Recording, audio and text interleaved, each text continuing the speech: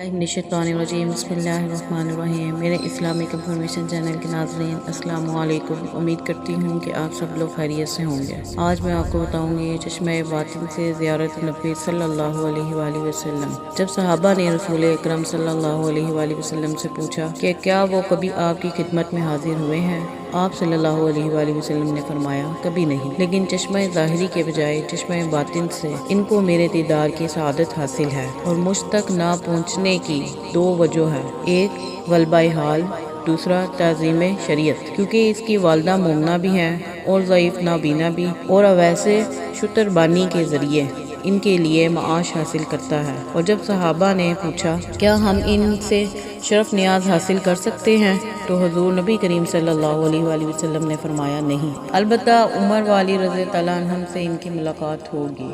और इनकी शनाख्त ये है कि पूरे जिस्म पर बाल हैं और हथेली के बाएं पहलू पर एक दरहम के बराबर सफ़ेद रंग का दाग है, लेकिन वो बर्स का दाग नहीं। जब इनसे मुलाकात हो तो मेरा सलाम पहुंचाना और बाद में मेरी उम्मत के लिए दुआ करने का पैगाम भी देना। फिर जब सहाबा ने अर्ज़ किया कि आपके पहराहन का हकदार कौन है, तो फरमाया कि अवैसे करनी।